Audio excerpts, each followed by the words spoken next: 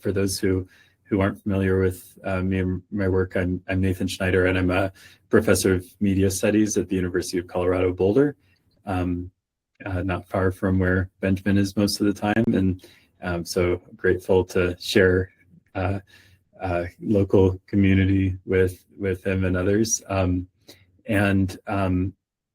I also lead a lab called the Media Economies Design Lab, where we do a lot of exploration around how ownership and governance work in the online economy.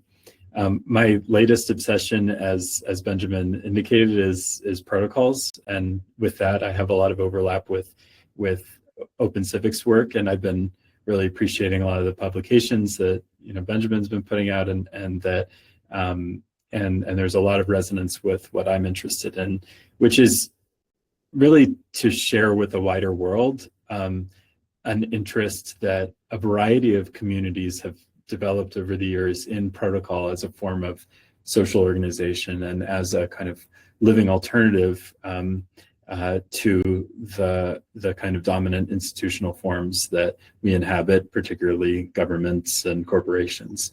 And so I'm interested in this concept, both from a kind of like very nerdy theoretical perspective, but also as a kind of strategy of social change, which in many respects I'm skeptical of and concerned about the limits of, but also deeply interested in. And especially when I started noticing how this word protocol was showing up in, tech discourses among the nerdiest of computer nerds and people building blockchains and these kind of hyper-capitalist individualists, and all the way to indigenous community decolonization work. Realizing there's something, these people are not talking to each other. There's something really powerful that cuts across them in how they're envisioning possibilities beyond the dominant institutions of our time.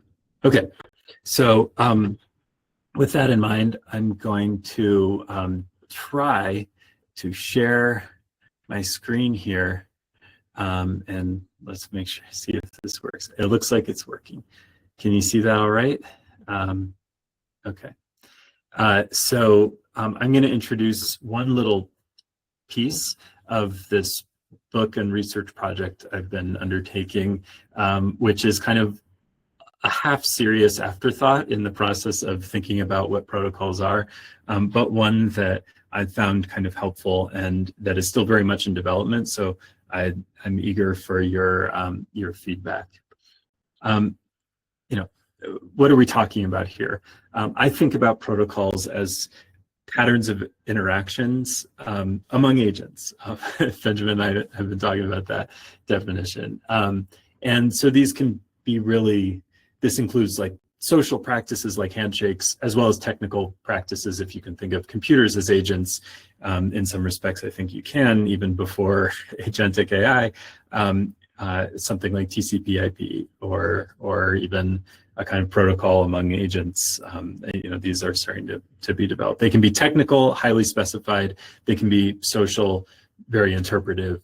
They can be very, very different, but I still think that they have something in common. And I think that already protocols are a terrain in which some kind of world-shaping stuff is happening from, if we have any hope of addressing climate change, it's going to be through protocols. If we have any hope of tackling the governance of online spaces, I think it is very likely to be through protocols. Yet I think we don't have a lot of knowledge or skills in living among and working with these kinds of organizational forms. And so I'm really interested in trying to understand more deeply what protocols are, can be, how we live among them, what kinds of orientations do we need to have to live among them well. Just like in a democratic government, there are certain civic virtues we have to cultivate. I think among protocols, there are certain kinds of civic, intellectual, social virtues that we need to practice. And a little bit of knowledge can go a long way. And that's why I've been developing this little tool called the Protocol Bicorder, which is a tool that's designed to give us an excuse and an interface for having a slower, more focused analysis of the protocols around us in our world. The name, some of you might have noticed, comes from as a play on the tricorder in Star Trek, which is a magical device that gets used whenever the plot is getting a little slow and the characters need to like ascertain X information about the alien landscape they're in. It allows them to kind of move the plot along further. Oh, there are 500 aliens on this planet or something like that. The difference is the bicorder. I don't know why the tricorder has that tri prefix, but the bicorder is built around gradients that are kind of have terms on two sides, and it requires a kind of slowing down rather than a speeding up. It's an invitation to focus and attention rather than kind of immediate answers. So it is live. Here's a QR code. It's really most fun to use on mobile. So I encourage you to do it that way. It looks like the URL for some reason got cut off, but it's I can put it in the chat. It's if I can, there it is. It's at bicorder.ecologies.info. So it's just part of this broader governance ecologies project out of my lab. And so you'll open up this this web app. You can also save it to your home screen on your phone and use it as a progressive web app. And I'll walk you through it a little bit.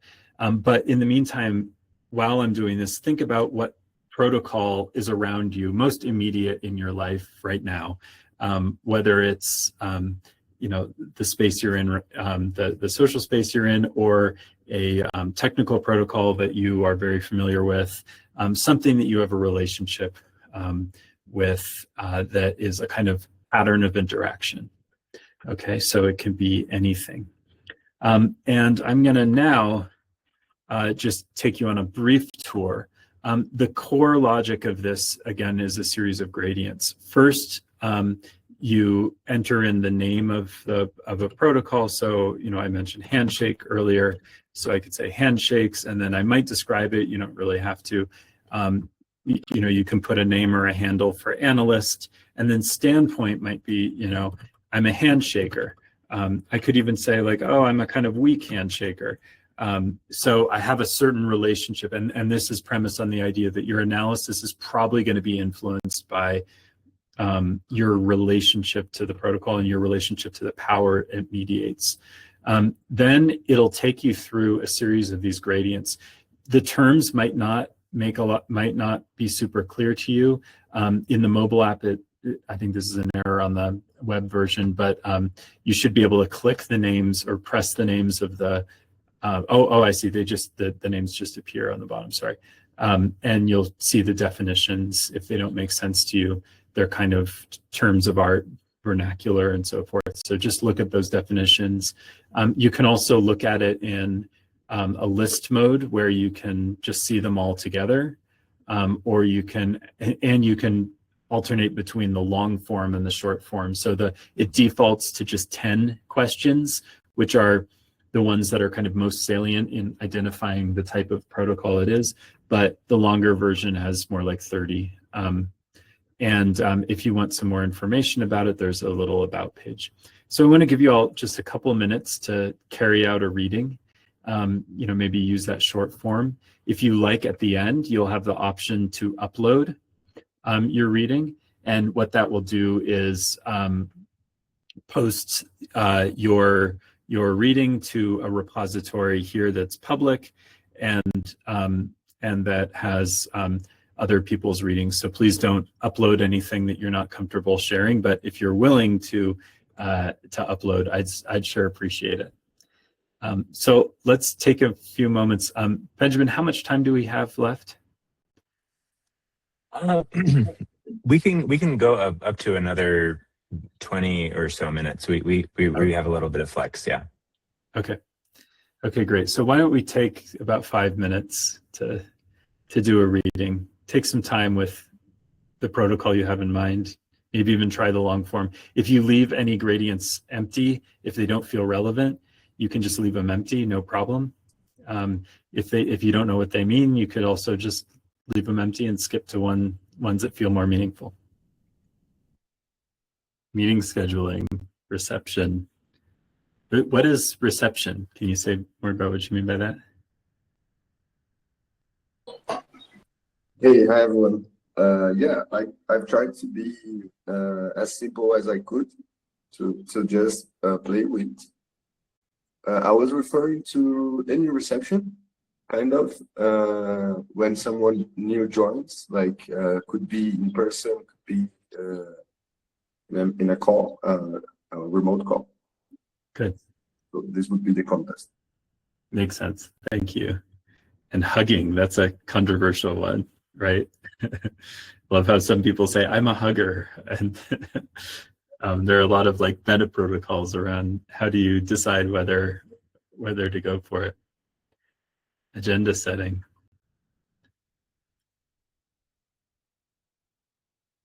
Good.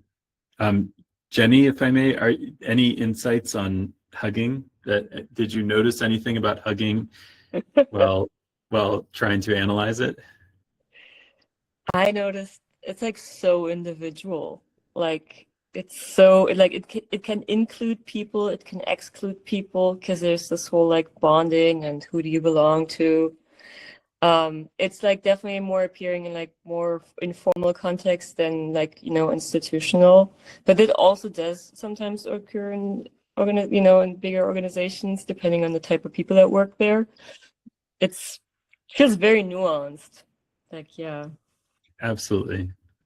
Yeah, I found I have to, when doing this exercise, I have to just like default to my own perception and not even try to assume I know anybody else's. Like if I were to do hugging, right, different people would have very, very different responses to these. It's why I think the standpoint is so important to identify. But it helps you realize, like, yeah, that question of is it inclusive? Is it trust building, right? Is very subjective. Yeah. Good. What's the McCarthy decider protocol? I don't know that one. Oh, it's just like put a thumbs up, flat hand, thumbs down for consent-based voting in a chat. Oh, cool. Did you learn anything about it while analyzing it? No, it was probably the worst choice for this exercise. Why is that? It just it was the middle of the road on everything. Huh. But then again, I think it's supposed to be, so probably not the best example. Yeah. Yeah. No, that's interesting. One thing I've noticed, you'll see there's an analysis portion at the end there, which is just the app doing a little bit of quick evaluation of your entries, and it observes, for instance, like how polarized the entries were, like how much they tend toward extremes rather than the middle, and then also how much they lean toward one side or the other. All the gradients are oriented from hardness to softness, roughly. So there's a kind of built-in metric there. And then there's a kind of more complex one around the formal and informal, which I can explain a bit. But one thing that I've noticed among a lot of kind of durable protocols is they actually tend to involve contradictions. They have some extreme hardness and some extreme softness. So there's some things that are very rigid and some things that are very flexible. And I think that's an important dynamic in these. I've had the opportunity to play with the bicorder for some months now, using both synthetic and real data. The synthetic data was derived from an LLM's reading of some recent books on protocols, and the outcome you see is a kind of grouping where you have two pretty different types of protocols that cluster around particularly the question of whether they're kind of institutionally derived or vernacular. And vernacular means kind of emergent from community life, not specified by a particular institution. And when you know that, you start to know or be able to guess a lot of other features of them.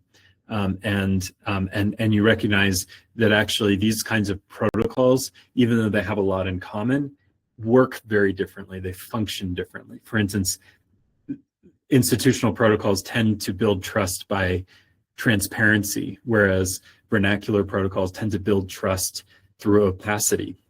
They achieve similar goals by very different means.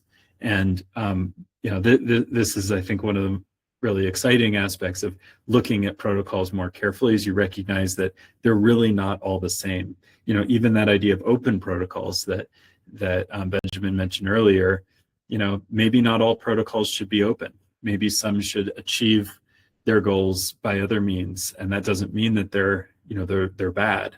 And so the more I've explored this concept through this kind of careful analysis, you start to recognize some of these patterns. So that's just a little taste of this tool. I would love to hear any feedback on it or any questions you have about this, the value of this weird little app.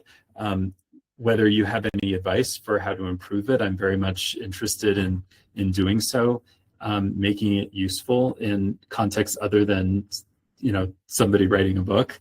But what comes to mind? Would anybody like to bring something up? Steve?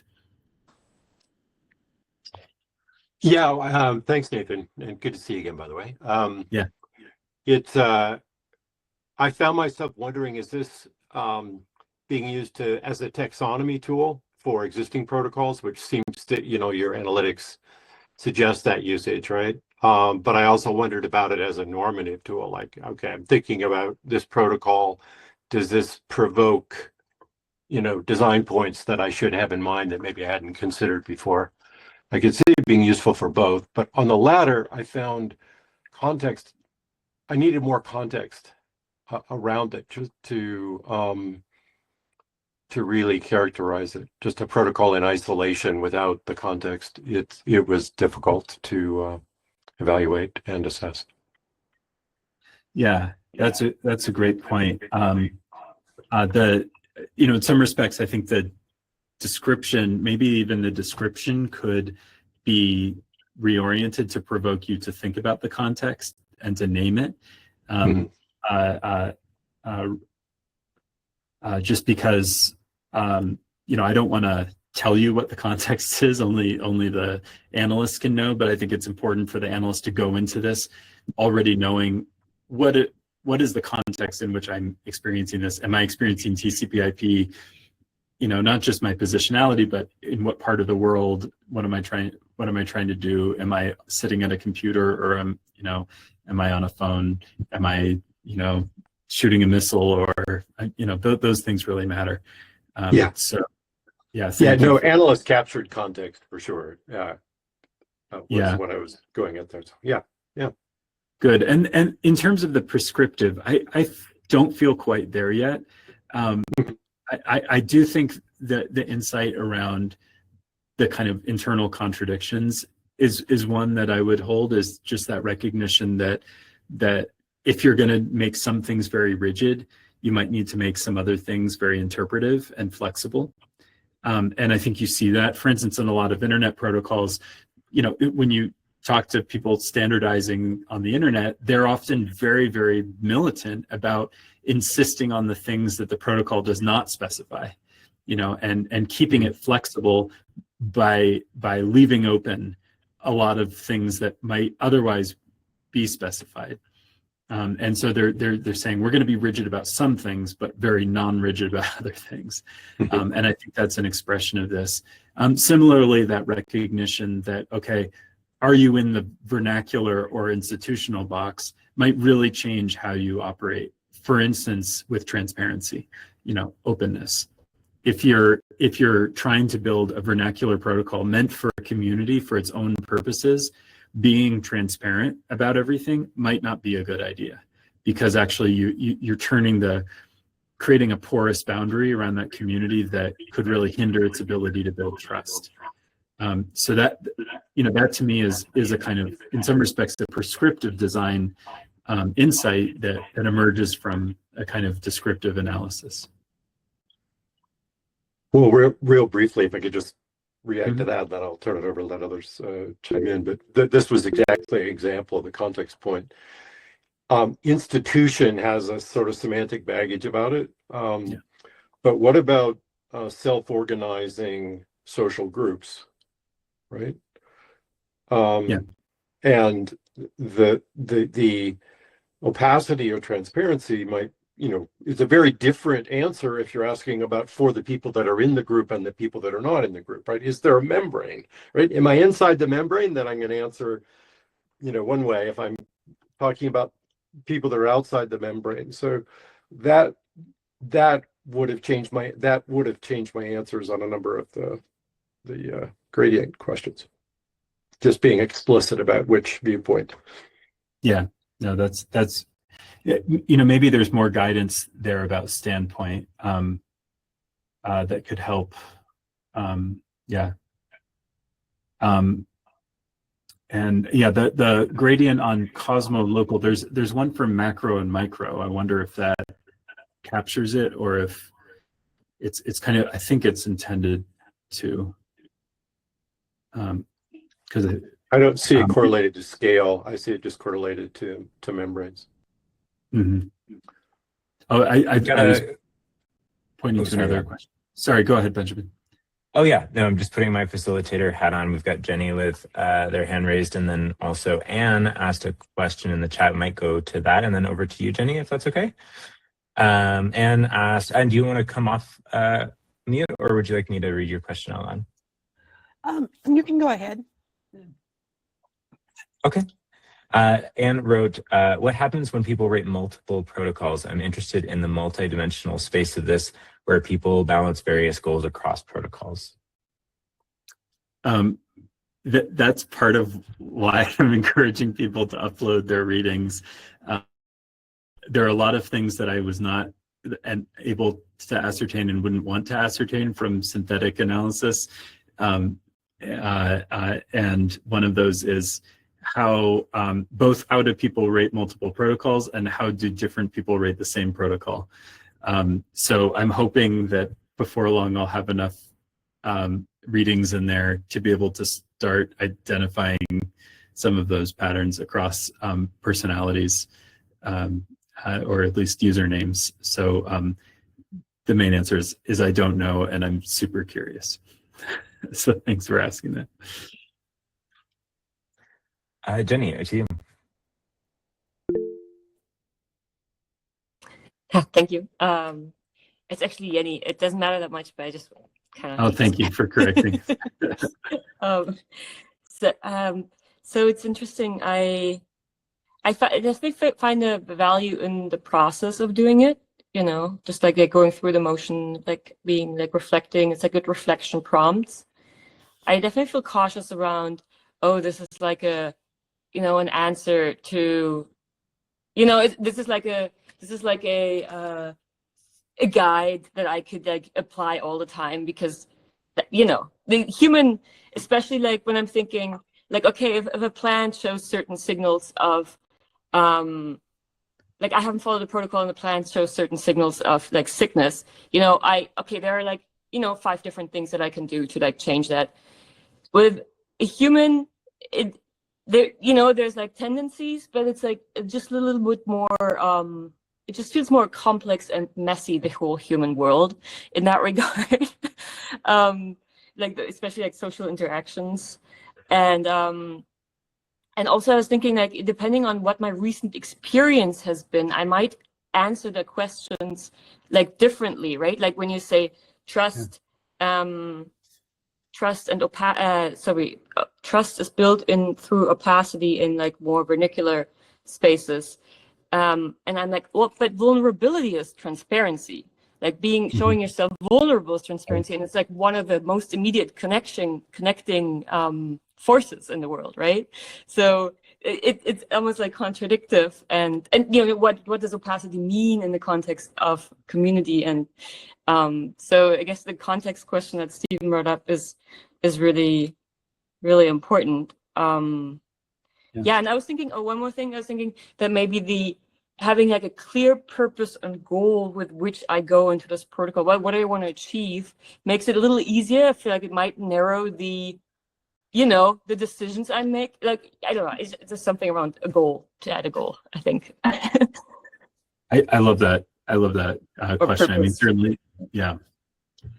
And I'm have a meeting coming up with a UX designer who's, I think, is thinking along those lines too, to try to imagine how do we, better kind of guide, motivate people's path through this experience. And I think also that question of like the diagnostic of value, is this healthy? Is the protocol healthy? I don't feel like I know enough yet to know what makes a protocol healthy, but there are a few things in here like, does it feel constraining or liberating?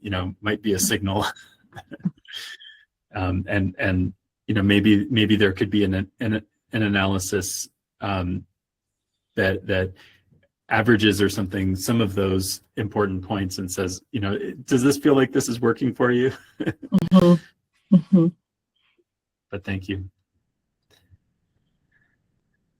Maybe just to build on that, because I heard a couple of questions in your question that might help us zoom out a little bit into the broader context, because I feel like implicit in what you were saying, Yenny, was the kind of application of this. So if protocols emerge from knowledge that people gain through practice, through interactions, then there's a way that sharing that knowledge helps to reduce the friction of other groups coming together. And I think what Nathan, you were saying about addressing climate change, I think that's really where this really lands for me, is how do we share the patterns of interaction that help groups come together, that create democratic spaces, that create healthy, collaborative social spaces.